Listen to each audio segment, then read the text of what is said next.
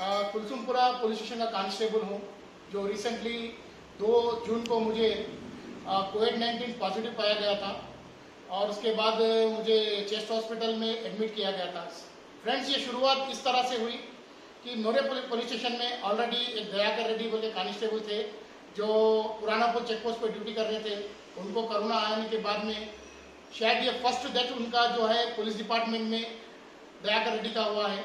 उसके एक 10-15 दिन के बाद मेरे साथी, मेरे कोलीग, मेरे फ्रेंड जनार्दन, उनको भी कुछ सिम्टम्स आए, जिससे बॉडी पेन और फीवर। तो उनके 3 दिन के बाद मुझे भी सेम सिम्टम्स आने लगे, जैसे कि मेरे बॉडी में पेन होने लगा और 1 दिन का बुखार मुझे आया। तब मैंने, जैसे मैं पब्लिक में अवेयरनेस प्रोग्राम करता हूँ, गाने गा के पब्लिक में समझाता हूँ कि मेरा एक नारा था कि अपने बच्चों को बचाओ, अपने बुजुर्गों को बचाओ। तो उसी के तहत मैं भी, जिस तरह फीवर आया तो उसी दिन मैंने डिसाइड किया कि मैं अपने तरफ से सेल्फ क्वारंटाइन रहूंगा कि जब तक मेरा टेस्ट ना हो जाए, जब तक मेरा रिजल्ट ना आ जाए। तो मैंने 3 दिन, मेरे नीचे एक क्वेश्चन है, उसी के अंदर 3 दिन तक मैंने अपने आप को सेल्फ क्वारंटाइन रखा। उसका नतीजा मुझे इस तरह टोके के रूप में मिला कि ना मेरे किसी दोस्त को ये वायरस स्प्रेड हुआ, ना मेरे पुलिस स्टेशन में ये वायरस स्प्रेड हुआ, ना ही मेरे परिवार में, मेरे बीवी बच्चों में या मेरे फादर के पास ये वायरस जा सका। ये वायरस मेरे ही अंदर खत्म हो चुका है। जैसे 3 दिन मैंने सेल्फ क्वारंटाइन किया, उसके बाद में जैसे ही मुझे रिजल्ट पता चला कि पॉजिटिव है, मैंने कंटिन्यू अपने आप को सेल्फ क्वारंटाइन रखा। उसके बाद में 8 दिन चेस्ट हॉस्पिटल में मैं एडमिट था। और यकीनी तौर पे दोस्तों, मैं ये बताना चाह रहा हूँ कि सरकार हमारी एक तरीके से हमारी मदद कर रही है। जिस डिसीज का इलाज नहीं है, उस डिसीज के लिए भी ये लोग, जैसे आपको फीवर आता है तो फीवर को रोकने के लिए टैबलेट दे रहे हैं, जैसे आपको खांसी आती है तो खांसी को रोकने के लिए टैबलेट दे रहे हैं, जैसे आपकी सांस फूल रही है। ये लोग का मकसद है कि 3 दिन तक अगर आपके बॉडी में फीवर नहीं रहा तो ये वायरस आपके अंदर नुकसान देने के काबिल नहीं रहेगा। तो ये वायरस कमजोर पड़ जाएंगे, आपके शरीर में आपकी जो सेल्फ इम्यूनिटी पावर है वो इम्यूनिटी पावर डेवलप होंगी। अगर फीवर नहीं आएगा तो हो सकता है 4 दिन से आपको बिल्कुल अपने ऑब्जर्वेशन में रख के 5 से 8 दिन के अंदर आपको डिस्चार्ज करिए। मुझे भी 8 दिन में डिस्चार्ज किया गया था और साथ में मुझे हिदायत दी गई थी कि 14 दिन अपने घर में होम क्वारंटाइन, रूम क्वारंटाइन के तौर पर रहने के लिए बताया, जिसके अंदर मैंने बहुत ही पाबंदी से, मैंने जैसे मेरे थाली होती है, गिलास होता है, मेरा कप होता है, मेरा चम्मच होता है, तो मैंने खुद ही वॉश किया है। अटैच लैट्रिन बाथरूम होना कंपलसरी है कि जो पेशेंट यूज कर रहा है वो कोई और ना यूज करे। अपने रूम को, अपने बाथरूम को हाइजेनिक से रखना है, साफ रखना है। और अपना सामान जो है, थाली, गिलास, कटोरी है, वो आप अपने खुद वॉश करना है। अपने कपड़े भी अपने फैमिली मेंबर्स को या अपने गार्डियंस को नहीं देना है। मैं बिल्कुल एक रफली बोलता था घर में कि आप जो मेरी थाली में टेबल पे रख दिया दरवाजा खोल के, तो आप बिल्कुल ऊपर से रोटी डाल दो, ऊपर से सब्जी डाल दो, कि ये मत सोचो कि मैं कुछ फील करूंगा। मेरा ये फील करने की भावना शायद किसी को बुरी लगी, जैसे माँ है अपने बेटे को उस तरह खाने के लिए, लेकिन उन माओं से मैं अपील कर रहा हूँ, उन बच्चों से अपील कर रहा हूँ कि इस वायरस को अगर स्प्रेड नहीं करना है तो आप ये डिस्टेंस बराबर मेंटेन करना है। और ये चीज, ये मास्क पहनना इसलिए जरूरी है, अगर 6 फीट के दौरान कोई पॉजिटिव पर्सन है, आज की डेट में एक अच्छे सोच के तौर पे आप ये समझो कि आपके सामने वाला कोई भी हो, आप ये दिमाग में सोच के रखिए कि वो पॉजिटिव है, तो उससे आप भी बच सकते हैं, आपके सामने वाला ही बच सकता। सबसे बड़ा प्रॉब्लम एसिम्प्टोमेटिक, जो बगैर सिम्टम्स वाले, मैं भी उसी का था। 1 दिन में मेरा बुखार चला गया, बाद में मुझे कुछ भी नहीं आया। लेकिन 14 डेज होम क्वारंटाइन होने के बाद मैंने भी मल्टीमीडिया में, यूट्यूब में और गूगल में WHO के इंस्ट्रक्शंस को फॉलो किया कि 14 डेज अगर कोई सेल्फ क्वारंटाइन रहता है तो उसके बाद में उसके बॉडी में विदाउट मेडिसिन अगर 14 डेज में घर में रहता है तो उसके बाद में उसके अंदर से जो वायरस है वो वायरस खत्म हो जाएगा, और वो वायरस है जो कि किसी को दूसरे को स्प्रेड होने का पावर है वो खत्म हो जाएगा। तो इसीलिए सेल्फ क्वारंटाइन रखा गया था। और मैं अपील करता हूँ, जो गांधी में भी डॉक्टर्स पे हमला हुआ है, भाई वो भी इंसान है, हम पुलिस वाले भी इंसान है, म्युनिसिपल कर्मचारी भी इंसान है, तो हम सभी लोग इस मिशन में एक साथ है।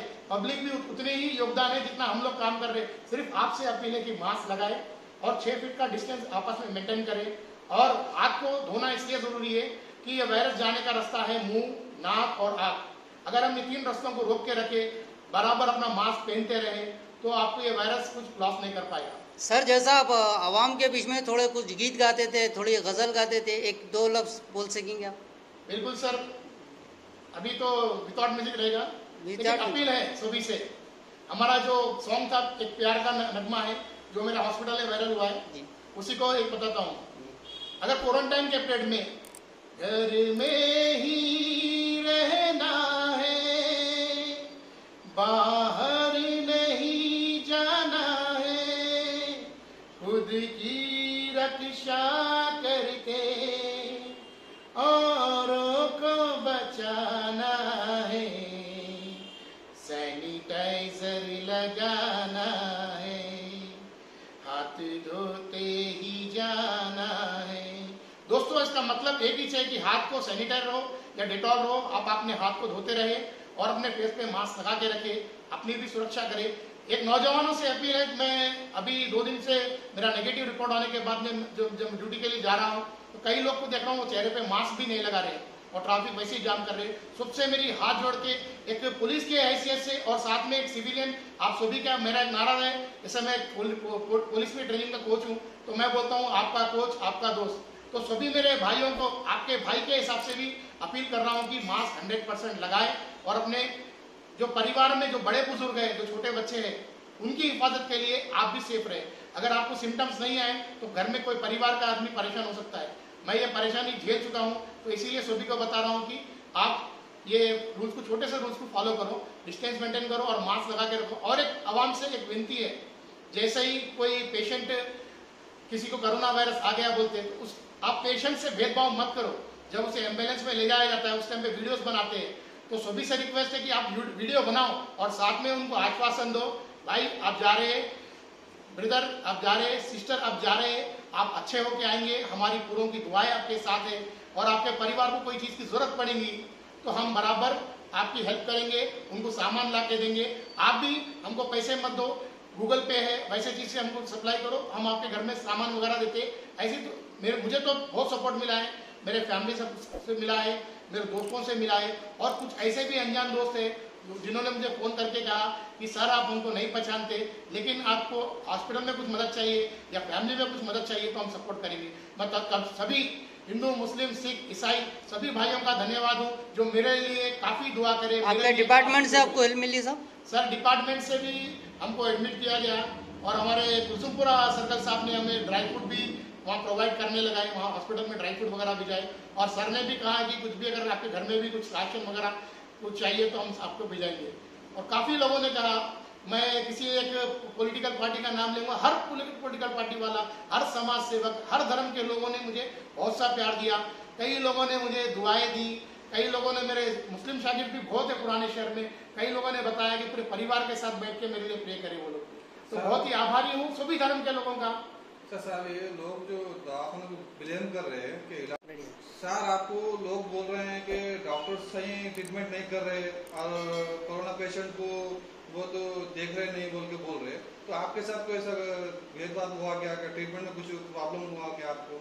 नहीं सर, मैं चेस्ट हॉस्पिटल एरागड्डे में था और वहाँ पर मुझे 4 दिन कंटिन्यू लंग्स का एक्सरे निकाला गया और दिन में 3 बार फीवर चेक करते थे, दिन में 3 बार शुगर बीपी चेक करते थे और काफ़ी अच्छा रिस्पांस दिया। खाना भी उन लोगों ने ठीक दिया, वो लोग अंडे भी प्रोवाइड कर रहे थे, उनकी तरफ से भी ड्राई फ्रूट आ रहा था और टिफिन भी कभी उपमा, कभी खिचड़ी, कभी इडली, कभी डोसा, ऐसा बराबर दिए वो लोग। ये सर आप ऐसा डिपार्टमेंट के है बोल के ये आपको कराया गया या हर पेशेंट को वहाँ पे कर रहे हैं? सभी लोग थे वहाँ पर, मेरे साथ में काफ़ी लोग थे, सिविलियंस भी थे। गांधी में डिपार्टमेंट के लिए अलग वार्ड है लेकिन एर्रागड्डे में तो सभी को एक ही था और सभी के साथ सेम तरह का व्यवहार किया गया।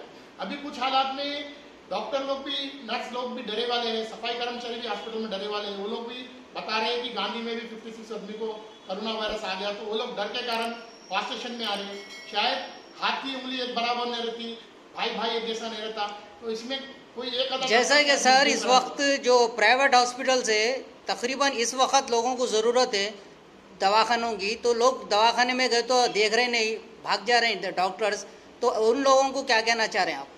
सब प्राइवेट हॉस्पिटल्स को तो हम कोई गाइडलाइन नहीं दे सकते लेकिन गवर्नमेंट से रिक्वेस्ट करेंगे कि जैसे मुझे कुछ लोगों ने बताया कि जैसे गवर्नमेंट की तरफ से कुछ अमाउंट मुकर्रर किया गया है तो उस अमाउंट पे नहीं लेके जनरल जो पेशेंट का रेट रहता है वो रेट में उनका ट्रीटमेंट हो रहा है बोलिए, ऐसे कंप्लेंट्स आ रही तो गवर्नमेंट सर गवर्नमेंट में जाने के लिए पब्लिक इस वजह डर रही है कि वहाँ पे ट्रीटमेंट सही नहीं हो रहा। जो प्राइवेट हॉस्पिटल्स है तो लोग भी हॉस्पिटल्स बंद करके जो एरिया में हॉस्पिटल्स है छोटे मोटे वो सब लोग चले जा रहे हैं, तो देखने पब्लिक को बहुत प्रॉब्लम चल रहा है इस वक्त। तो वैसे डॉक्टर का आप क्या बोलना चाह रहे हैं? तो डॉक्टर से भी हम रिक्वेस्ट करेंगे कि इस बुरे टाइम पे कभी भी परेशानी के टाइम पे ही अच्छे और बुरे की पहचान होती है। तो आप लोग भी पब्लिक पे बोल रहा हूँ कि जो आपको हेल्प कर रहा है, जो आपको चाह रहा है, जो आपकी मदद कर रहा है, नेक्स्ट टाइम उसी के पास ट्रीटमेंट कराओ।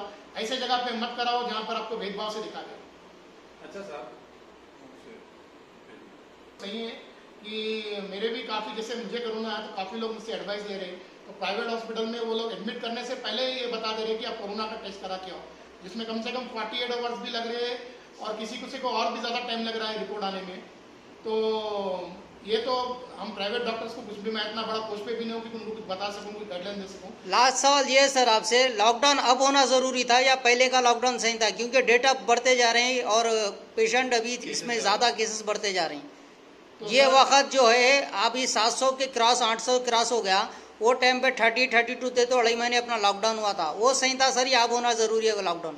फिलहाल तो अभी प्रेजेंट जो सिचुएशन है उसके हिसाब से अगर लॉकडाउन अगर हो गया है फिर से, तो शायद इस बार पब्लिक को ऑब्जेक्शन नहीं रहेगा, जो पहले था ऑब्जेक्शन इस बार शायद नहीं रहेगा। क्योंकि अपनी तरफ से ही कहीं पब्लिक शॉप बंद कर दे रहे हैं, पूरे अपना खुद पर्सनल में बात करके लोग बंद कर दे रहे हैं। Self decide. तो सर पहले भी रिक्वेस्ट करा कई प्रोग्रामों में कि अगर हमको जरूरत है, जैसे आप लोग भी आए तो मैं कुछ सामान लेके घर में आ रहा था, जैसे अपने डेटॉल है, मास्क का बॉक्स है, क्योंकि हमको जरूरत है तो अपने जरूरत की चीज के लिए बाहर निकलिए। अननेसेसरी आप लोग बाहर मत निकलिए, अपनी मजबूरी में बाहर निकलिए, लेकिन आपने कोई दूसरे काम के लिए, कई लोगों को देख रहा हूँ मास्क नहीं लगा रहे। तो रिक्वेस्ट है मेरे भाई लोग, अभी गवर्नमेंट के हाथ में कुछ भी नहीं है, अभी ऊपर वाला चाह रहा है कि आप खुद सुधर जाओ, आप खुद मास्क लगाओ, आप खुद जो घर में आइटम ला रहे तो उसको सैनिटाइज करके अंदर लाओ, साग सब्जी भाजी लेके आ रहे तो उसको गर्म पानी में अंदर डाल के लाओ।